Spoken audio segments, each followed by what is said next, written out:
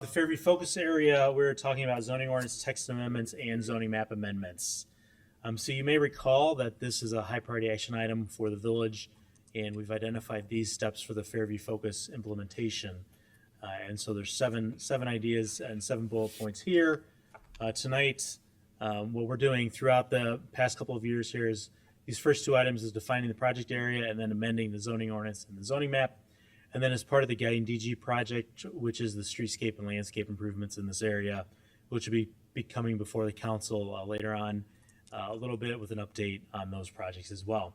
So tonight we're really talking about amendments to the zoning ordinance and the zoning map. So we've had the 2017 comprehensive plan that talked about redeveloping and re-energizing this area of the village. Then we went to the regulatory framework. And finally, to the zoning ordinance, what we're here before you tonight. So throughout this process, we've had 7 council meetings starting in October 2013. We developed a website with a lot of information about this project on the website last spring.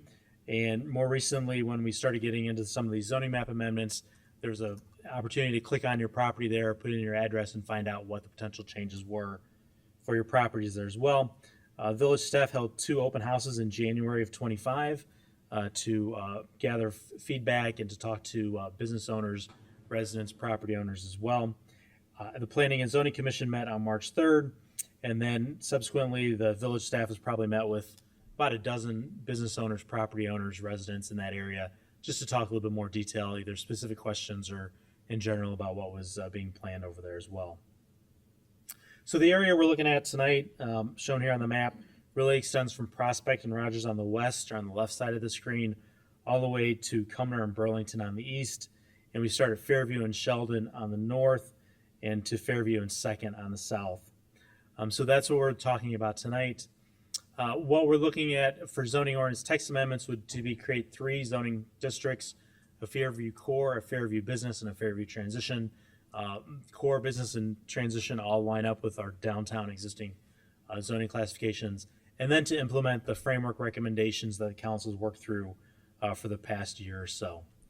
This would also include extended family and home occupation recommendations from the framework implemented in the Fairview Transition zoning district as well. So those are the text amendments. The zoning map amendments would rezone 126 properties to Fairview Business, Fairview Core, or Fairview Transition, and that would include 30 single-family homes as well. As part of this project as well, we'll be implementing downtown design. There are design guidelines for the Fairview Core District for new buildings only. This was also discussed during our previous regulatory framework discussions that we had here previously. This is the bulk requirement table that we've developed based on the framework. You can see here that we talk about setbacks, and we've talked about in the Fairview Core and Fairview Business creating more an urban street wall in these areas, but also in the business and in the Fairview Business District, having contextual setbacks as they relate to adjacent Fairview Transition or residential zoning classifications. So you might remember the first 25 feet of a FB business would have to meet, or the first 35 feet would have to meet that first 25-foot setback if adjacent to FT or R. So there are some uniqueness with these zoning classifications and these bulk regulation tables to sort of be context sensitive as well. You'll also notice when we look at heights down towards the bottom of the screen there, we are a little shorter than the downtown, but we do have our minimum height requirements as well in those locations. And then the FB height also comes down from the core. We've talked about a more traditional stepping down the height as we move out of the center. And then the FB district, you will find, also has that allowance that we talked about. If you're along the tracks, the last half of your back half of your property could have 1 more story. So we have provided that to provide additional height along the railroad tracks there as well. And then finally, we step down to the FT heights, where those are similar to the adjacent residential zoning classifications. We did add parking in here, where you'll see for apartment condos 1.4 spaces per dwelling unit, and inclusive units, what we talk about in the zoning ordinance as well, have less parking for those units. We did provide some parking for medical and dental offices in the core and the business as well. We felt that that was important to add in those to have that parking for some of those uses as well. And then moving along, this is our use table that's in the zoning ordinance. So we've added in all the uses that Village Council has provided us in the past into the 3 use tables that are shown here as well. Those follow all the regulatory framework discussions that we had over the past few months.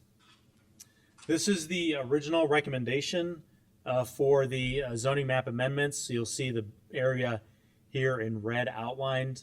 The recommendation is for Fairview Core to be centered here along Fairview from 2nd on the south to Sheldon on the north, and then from Douglas on the west to Wilcox on the east. Fairview Business, the original recommendation has been on the south side of Rogers between Prospect and Douglas, and then around Grand and Burlington on the south side of the tracks. Fairview Transition has been identified on the north side of Rogers and then generally east of Wilcox over towards the village's boundary on Cumner, and from the railroad tracks up to Maple Avenue as we move around that way. So that's the original recommendation that came through. And then you can see here, these are the zoning maps that show what the changes would be from existing zoning to proposed zoning, and what those where we're rezoning one piece of property to a different piece of property to a different zoning classification.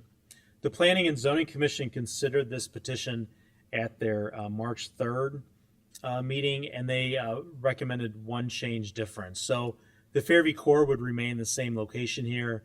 The Fairview Business District on the north side of the tracks along Rogers would stay the same, but on Grand and Burlington, they moved that borderline up just a little bit, and I'll get into that in the next couple of slides as well. And then Fairview Transition, again, the north side of the tracks would stay the same. South side of Grand and Burlington, they recommended a Fairview Transition for 3 properties in that location. Again, this is a map just showing the difference in changes from the existing zoning to the proposed zoning. So I'm going to get into a little bit where the one difference in change is, which is here at Burlington and Grand. You'll see the original recommendation on the left is green, which is Fairview Business. And then on the right-hand side, you'll see the off-green or the slightly yellow color, which is the Fairview Transition. So during discussions of the Planning and Zoning Commission, the property owners came out and expressed some concerns. So the Planning and Zoning Commission recommended that those 3 properties that are shown in yellow, the yellowy green color here, actually be a Fairview Transition zoning classification. So these 3 properties are single-family homes. In Fairview Business, single-family homes are not a permitted use, but in the Fairview Transition District, they are a permitted use. So what I'd like to do now is take a little bit of time to go over nonconformities and how that could potentially impact these 3 properties. So I'm going to start off by saying the first 2 properties to research at 5109 and 5113 Grand, which are on the east side of the property, are non-conforming structures because they do not currently conform to the village's required setbacks. So they were built at a time that they met the setback requirements, and through subsequent zoning changes over time, those north setback has become non-conforming. So we find that a lot in older parts of town where the houses maybe were built 3 feet from property lines, and in this case, our current regulations require 5 feet. So those are non-conforming structures. So that's most likely what happened here is they were built in conforming status, and then when our zoning ordinance changed over time, they became non-conforming. So it's the north setback that creates those non-conforming structures. 5108 Grand is a conforming structure. They meet all the bulk requirements of that location. Excuse me. So now we're going to talk a little bit about a non-conforming use, because a single-family detached residential use is a non-conforming use in the FB zoning district. So these 3 structures would become a non-conforming use. The use would become non-conforming. So there are certain things that the zoning ordinance allows you to do as a non-conforming use. So the things that are allowed by right are interior remodeling. So if you want to do a kitchen, you could continue to do that. If you wanted to do bathrooms, you could do that. If you wanted to convert your basement from a half unfinished basement to a full unfinished basement, you can do that by right. There's no zoning and no board action that needs to be taken. God forbid a tornado comes through, you could rebuild your home because it's an act of God. And then you could remove up to 49% of the exterior walls and rebuild that on the same location there as well. There are a couple of things that would have to go through a zoning exception process if you were a non-conforming use. So that would be an addition. If you wanted to build an addition off the back of your home, that's an extension of a non-conforming use, and you would need to go through a zoning exception process. We typically see these exception processes for typically non-conforming structures when the wall is 3 feet from a property line and someone wants to add a second floor to their structure. They can go through a process and get that approved by the Planning and Zoning Commission. Formerly it was Zoning Board of Appeals that would hear it, but now it's the Planning and Zoning Commission that would do that. And then the other process that you would have to go through for a zoning exception would be reestablishment of the use if it were abandoned. So again, if this is not somebody going to Florida for the winter or taking a long European vacation, but if the use were abandoned and you wanted to reestablish that single family use, you would have to go through the zoning exception process. So these are some of the things if you become a non-conforming use where your use is no longer allowed. These are some of the things that you can do by right and some of the things that you have to go through a process. This non-conforming use section applies to any property throughout the village, so not just these 3 properties. If we were to rezone these properties from R6 to Fairview transition, the single family use is a permitted use, so nothing changes in terms of the uses. It's a permitted use. They can go on their merry way and go through that process with the uses permitted. So those are non-conforming uses.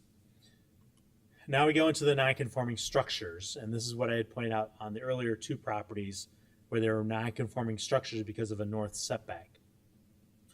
So if we were to rezone from R6 to FB, all 3 properties would become non-conforming due to the build to zone requirements. So these are the requirements where we're trying to create an urban street wall where we have your 80% of the property and the building has to be 0 to 10 feet from the front property line. So in this case, all 3 properties would become a non-conforming structure because those structures meet our current setbacks, and so our current setbacks are changing in the FB where you have to be closer to the front property line. So again, allowed by right for a non-conforming structure would be an interior remodeling, an act of God, and removing 49% of the exterior walls.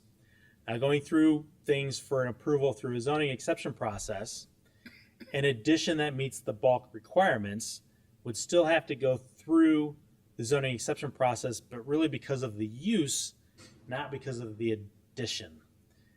Because you can still add on to an addition if it's a non-conforming structure, as long as the addition were to meet all of the bulk requirements. But because this is a non-conforming use, those 2 properties would have to go through to meet a zoning exception that way. And then again, like I had mentioned earlier, if you wanted to add a vertical or horizontal extension onto that north wall, that would require a zoning exception process through the Planning and Zoning Commission. Now, if we were to go to a non-conforming structure in the R6 to FT, excuse me, the 2 structures would remain non-conforming because they are there, and the zoning bulk regulations FT are pretty much the same as the R6 is what they're currently. So allowed by right, again, would be an interior remodeling. In this case, those 2 property owners could build an addition that meets the bulk requirements and not have to go through any process. So if your north wall is let's say 3 feet from the property line and the setback is 5, you could build an addition that is 5 feet off that property line, and as long as it met the rest of the bulk requirements, you're fine. You could build it off the south side of the property as long as the bulk requirements were met. So those are the things that you could just do by right through a simple permit process through the village. Approval through a zoning exception process would be, again, that vertical extension of that non-conforming wall, or vertical extension or horizontal extension of that wall. So those are the zoning exceptions if we were to go to FT. These are the zoning exception standards that the applicant has to show that they meet when it goes through the Planning and Zoning Commission. So I put these up here because I know council doesn't see these very often, so I just want to go over them. So its requested exception is consistent with all purposes and intents of the zoning ordinance and the comp plan. It's not going to have a substantial undue adverse effect upon adjacent property, character of the area, public health, safety, and welfare. It's not going to be constructed, arranged, or operated so as to dominate the immediate vicinity. So a lot of this has to do with, like, you're not going to go straight up and it's going to, be 70 feet tall or whatever, right? So you're going to take into account of that. The zoning exception demonstrates a high quality of design and uses construction materials and colors that are compatible with the property and surrounding vicinity. And then it's not going to create any adverse impacts any adverse impacts would be mitigated to the maximum extent possible. So it's something that staff reviews with folks when they come in for exceptions, and we go through these standards and ultimately make a presentation to the Planning and Zoning Commission for their approval. So going back to the Planning and Zoning Commission findings, they found that a lot of these amendments are, implementing the comprehensive plan vision for the area, and they're developing regulations in districts that encourages mixed use and transit-oriented developments here at the Fairview focus area. At their March 3rd meeting, the Planning and Zoning Commission found that all of the standards for text amendment were met, and then they also recommended approval of the modified zoning map to an FT at Grand and Burlington, and felt that those standards for a zoning map amendment were also met. That concludes my presentation, Mayor. I'm happy to answer any questions. I'm going to grab a quick drink of water, but I'm happy to answer any questions. Thank you. I'll just add there, just in summary, this rezoning is absolutely consistent with the framework that the council directed. And then we framed up the one policy discussion where the Planning and Zoning Commission had a different recommendation than the direction given by council. That's why we took that rare deep dive. And you can see non-conformings can be a little challenging in their very technical nature, but kudos to Stan and his staff for framing that up. So it's exactly what the council was looking for with a policy question related to those three properties. Mayor? Thank you both. Any audience comments or questions on these 4 agenda items? Council comments or questions? Martin? Thank you, Mayor. Just one quick question for Stan. Once you have relieved your parched throat, thank you for the presentation. So thank you for the very thorough detail. That was very, very helpful, both to the council and beyond. 5109 and 5113 Grand Avenue, are they currently non-conforming structures under the R6 zoning category? That's correct. They are currently non-conforming structures because of the north setback that is not met. So if they were to change from R6 to FT, they would essentially, for purposes of conformity of the structure, be unchanged. That is correct. And just to make sure I understood this properly, 5108, 5109, and 5113 would all be permitted uses within the FT zoning category. That's correct, because currently they're single-family residential, and that would be a permitted use. Okay. I agree with the Planning Zoning Commission recommendations with respect to those 3 properties. I think that makes perfect sense. I think that provides some additional transition that we have in other places in the Fairview focus area. I think that makes sense. I also think it's probably more consistent with what the neighborhood would be expecting. So that makes perfect sense to me, and I would support the modification recommended by the PCC. Thanks.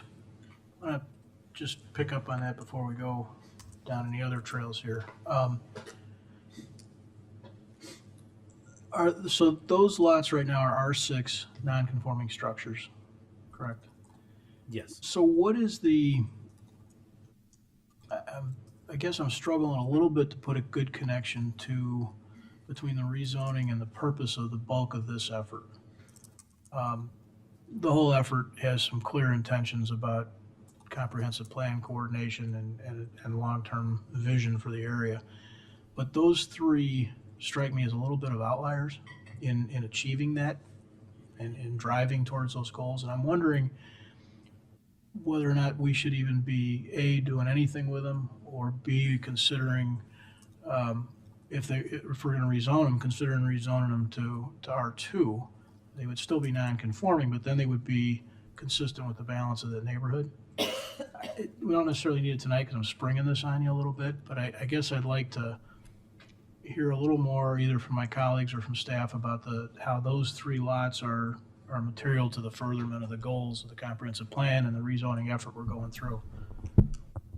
So just to clarify, what we're talking about is staff had framed up, based on how we got here, Yep. two options. A rezoning of these three properties in question to FB, and then it was another option, rezoning to FT. And then Mayor, you introduced the concept of taking no action at all on these three, which would keep them at the existing R6.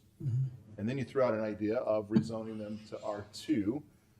If we go that route, we'll have to work with Ms. Petrarca here to make sure we have notices correct, and I'm not sure we're able to rezone to R2 under this petition, but we'll double check that if that's the direction the council wants to go. Just thinking about the neighborhood itself and our long-term plans associated with this, I'm just struggling to see how those three materially further that whole effort, and they do become, as zoned now, and under either of the possible alternatives in front of us, they become kind of outliers for the neighborhood. So, Mike? So I have an idea on how it furthers the intent. If we look at the properties along Burlington Avenue, if you think about it similarly to how we think about Ogden Avenue, for instance, if the thought is that those properties along Burlington Avenue might end up being something more and better than what they currently are, the inclusion of those lots is what makes that possible. I think that was the genesis of the idea here, if I remember right from previous conversations. Yeah. So I'm not weighing in on this one way or another right now, still kind of taking it in, but that's what's going through my head right now, is which is more important. Is that because of some of the adjacency requirements in this, I don't have the zoning in front of me, in those ones immediately on Burlington? Their redevelopment has some adjacency requirements, right? It's that and the depth of the lot. The depth Yeah, of the lot. yeah, Yeah. okay, sure. Right. Yep. It's all about That's what I think. Yeah, creating larger lots. Yeah. yeah, I get it, okay. Thank you. Chris? Thank you, Mayor. I seem to recall in our discussions about FT and FT specifically, that generally the idea of FT was to make sure that those that fell into that, because we were kind of discussing this residential versus that they wouldn't lose any sort of ability to do what they could do with their previous zone. So can you just confirm for me that if these three lots go to FT, that there is not any sort of diminished ability to do anything? The nonconformity stuff I understand, which is I think a little separate. I understand why you presented it and appreciated the context. But from a zoning standpoint and by right standpoint, I'm just, my recollection was FT was sort of the solution to this, to say, we're not taking anything away, we're actually expanding, but giving the opportunity, as Mike said, if something changed in something that was adjacent, that it could be sort of leveraged both ways. Yes, that's exactly correct. We were having a lot of these that are being rezoned to FT are R5 or R6s. So we had some multifamily in there, we had some single family in there. Yeah. And so we tried to create a district where we could provide a little bit more opportunity for some extended family or for some home occupation, while trying to meld all of those into one zoning classification that made sense. We also didn't want them, because they were going to be on the edges, to be taller or bulkier than some of the adjacent single family. So that's why you see a lot of the setbacks are the same and the height is the same as the adjacent residential. Okay. So, sorry, if I'm understanding that correctly, then we are not taking any sort of zoning change away. We are in fact adding possibilities to these lots, correct? Meaning we're adding more things that could possibly go here. Yes, if we were to do FT, that If would we were be to correct. do FT. Could you, or I don't know if the owners of these properties are here, explain the concern of the change then? So if we were to go to FB, Not FB, sorry. I understand that. That makes That was the perfect sense. concern. Okay. That was That was that their was concern. That was the only concern, was going to FB, that FT is something that sort of they understood to be more of an extension, not really changing for them. correct. Okay, Yes. that's helpful. And then on the height restrictions for FT, I just want to be reminded, the 35 feet, that's standard for residential as well? That's right? So correct. that is parity with residential. Correct. Okay. Okay, that's super helpful. I think I would also probably like to take the week for next week, but I think I agree that this makes sense to do FT. I suppose if the council wanted to do nothing, I would consider that, but I think that seems to scratch both sides of this. So, and then I did want to maybe talk one thing about uses in one of the things, but I don't know if that's a conversation. No, go ahead. Okay. So it's sort of been brought to my attention through this process around massage therapy. And I think we currently are not allowing that across any of these. Is that correct? Could you zoom in on that, please? The audience can't read it. Or zoom out, I guess. We can't read it. Thank you. Put it in presentation mode. And then you can't zoom. Should be able to. I think we had a discussion about massage therapy, Yeah. but I can't remember off the top of my head. Let me look here real quick. It's on the second. So, yeah, table so here. I think we maybe did have a discussion, and I'm not asking you to remember that discussion. Clearly, it was not considered allowed here. Correct. I am saying between then and now, I've had some conversations with folks who might be interested. Some of the reasoning in the past seems to be, in now my view, a bit outdated. And I just wanted to see if there was any thoughts on the council to have that discussion on whether or not that might be something that would be allowed. I think it was based on some issues a long time ago. I think the industry has changed from now my understanding, and I would like to open that up as a possibility. I actually think that we raised that last time we talked Yeah. about this, and there was an interest in revisiting that. Because you're right, originally we said no, because that was for a number of reasons. But I think last time we talked about zoning here, I think there was quite a Yeah. few of us that Yeah. said we'd be open to that. The way we left it, as reflected in these proposed documents, is massage therapy would not be allowed in any of the Yeah. 3 proposed districts. So if you're looking for a change in direction, we'd appreciate that conversation. Could we at least get the minutes of that last meeting? Because frankly, I remember that the topic came up and I don't remember where we landed. We didn't land. We brought it Yeah, up. yeah. There was interest in revisiting it, and we then I think said we'll come back to it the next time we do this. I think we ran out of bugles. I think we ran out of Once legal. those were That's right. out, Right. the meeting That was over. That's right. 'Cause without carbs and Yes, exactly. proper levels of glycerin, but just on that point, so thank you for raising it, gang, 'cause I think Commissioner Suskiffy, I mean, you raised it last Yeah, time. I did, yeah. And I said I'd be interested in that as well. So I think there's a number of us that are interested in that. And to me, it would be a question of where. So are we talking about FC for that? I don't know if I'd go FB, FT, FC, but maybe I wouldn't go FT. yeah, but Yeah, maybe FC FC, and possibly. maybe FB. Maybe FB. right. But I'd certainly support FC. Yeah, I think FC makes sense.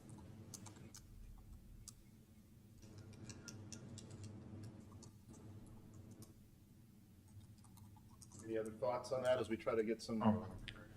Yeah, I'd be fine with FC. Yeah, I think FB, I would go as far as FB. Yeah, I Yeah. would think I would too, FC and I FB. wouldn't object to FB. Yeah, I could go up to FB as well. It would be good to circulate those minutes just again Yeah. for everybody. Oh, we will definitely do that. So far, we're hearing majority of the council interested when we bring this back on April 8th to have massage therapy as a permitted or special use in I think it's a special use Special elsewhere, use. right? Special Be a special use. Be consistent, I special guess use. that still seems a little formal, but if that's what the balance of the council is looking If you're for. special in the ORM district. Right, Right. Yeah. yeah. It's consistent with the remainder of the. Fair enough, fair enough. That's Yeah, fair. as long as we're creating a record though here, it pains me to agree with Chris, but I do. It's after something. No, I really, in all seriousness, it sounds like my colleagues are thinking FT and FB as a special use, but I would be interested in FT. FT. I'm sorry, FC FC and and FB, FB. but I would be interested in both of those as a permitted use. So, my 2 cents for the Me too. dialogue. Baby steps. Fair enough. Anything else, Chris? No, I don't think so, because I think the FT also answers the questions for the 22 houses in R5 and the 4 houses in R6 that you indicated that would become FT. So, Yes. yeah, that's great. Leslie? Again, appreciate the thorough explanation of the differences. And based on the conversations, as Commissioner Gilmartin was saying that we had last time about, hoping that we would be able to expand the opportunities in those areas, I agree. I think it makes sense to move those 3 properties to FT. That's my thinking as of now. It allows for various types of housing in the future, and it really does make sense to kind of give it that transition back to the residential neighborhood, kind of as planned, as we expected that FT to be. So I would be in favor of the planning and zoning recommendation. Thank you, Mayor. Thank you. Craig? Thank you, Mayor. You can add me on to the Planning and Zoning Commission recommendation. That transition there is appropriate, and I think, as has already been illustrated, it protects the neighborhood while also granting the development rights that we were looking for there. I think it's the right call. Thank you, Mayor. Thank you. Martin? Not a question, but when you bring back the information the mayor asked for regarding R2, is I can do it myself, but as long as you're doing it, the comparison between what it currently is R6 and R2. So I think, well, I get the question, and I wouldn't want to reduce any opportunities. Sure. I'm a little confused on the R2 question. It was a little bit from the blue sky. I had suggested one of the considerations that I thought might be appropriate was those 3 properties in question on Grand actually going from R6 to R2. And so Martin's correctly highlighting that even to understand the point of that question, we need to know about what the effect that would have on both building and the end uses. Are the Difference between R6 and R2. Yeah, no, I understand the question. I'm understanding the motivation for the question. Are the properties that are adjacent to these 3 that we're talking about R2 or R6? The rest of them heading south. There Oh, are 2. R2. Yeah. Got it. Or R2. Okay. Thank you. That's helpful. Yeah. Thank you. Okay, got it. Mayor? Mike, please. So if I could maybe ask of staff, I'd like to know if we move forward with this change to the FT as presented here in the PZC proposal, by changing the lots along Burlington to FB, what material effect will that have? So that, I understand that FB allows more than what the current zoning would allow, but I'm wondering if those lot sizes, what's the realistic, application here, the effect? Are you actually not really able to do anything more than what's currently allowed? And so, it starts to make me wonder what we're doing there. Yeah, I know when we look at, for that setback, for those properties that face, they're at the corner there. If we look at this, at the street setback for the FB along Grand, you would have a 25-foot setback for the first 35 feet of that adjacent there. So that's Right. that would be the most significant change there, which could then cut out a little bit of a redevelopment. Really there at that restricts it. location. So, what's going through my head right now is that if I'm going to go along with this idea that, and good reasons for thinking of this, but I'm almost bending more towards some of the mayor's comments there, and even thinking that those lots along Burlington should just stay the way they are as well.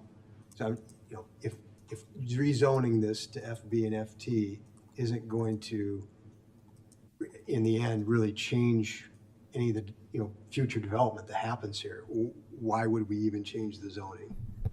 So Mike, you're saying just don't change any of that sort of Right? block, that development block? Yeah. Okay. All that's in green there? All that's in green right there, yeah, or green in that funky shade of yellow. The one that Orange, Stan has or circled not in orange. purple here on the Yeah. screen? Yeah, right, So another idea, okay. got it. right.